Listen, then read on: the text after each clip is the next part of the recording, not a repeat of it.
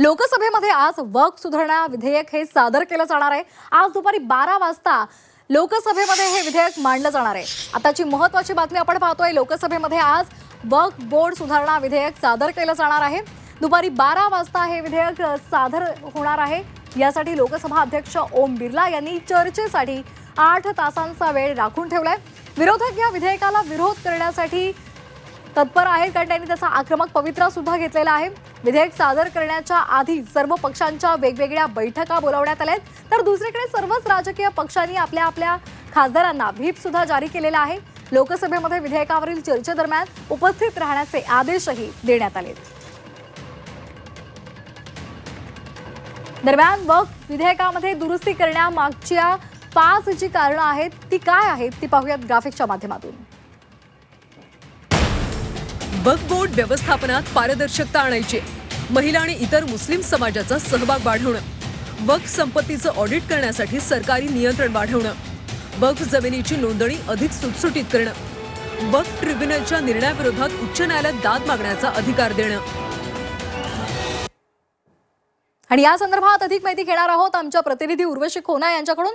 उर्वशी, आपण पाहतोय आज अगदी महत्त्वाचं असं लोकसभेमध्ये वक्फ सुधारणा विधेयक मांडलं जाणार आहे। एकीकडे विरोधकांनी आक्रमक पवित्रा घेतलेला आहे, तर दुसरीकडे सत्ताधारी त्यावर ठाम आहेत। खडाजंगी होण्याची शक्यता आहे, काय अपडेट्स आहेत? नक्कीच खूप वेळानंतर आपण बघतोय एक मोठा संघर्ष बघायला मिळालेला सत्ताधारी आणि विरोधकांमध्ये। आणि आज केंद्रीय मंत्री किरण रिजिजू जे आहेत हे विधेयकला मांडणार आहेत। लोकसभामध्ये दुपारी 12 वाजता हे विधेयक जे आहे मांडलं जाणार। वक्फ सुधारणा झाल्यानंतर हा विधेयक मांडलं जाणार। खास करून आपण बघितलं तर या सुधारणांमध्ये 14 अशा सुधारणा होते जे सुधारणा केले गेले या विधेयकमध्ये, ज्यात विरोधकांनी काही जे आहे त्याला एक्सेप्ट केलं, तसंच खूप असे चेंजेस आहेत ज्याला नाकार दिला आहे।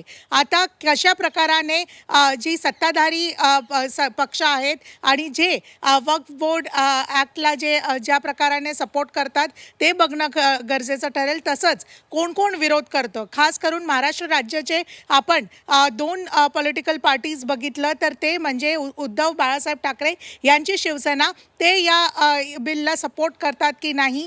बरोबरच त्यांनी वेगवेगळ्या जॉईंट पार्लमेंटरी कमिटीज ही अटेंड केले, जिथे अरविंद सावंत ही स्वतः मेंबर होते, जे खासदारही आहेत, त्यांनीही वेगवेगळ्या लेवलवर याचा विरोध केला आहे।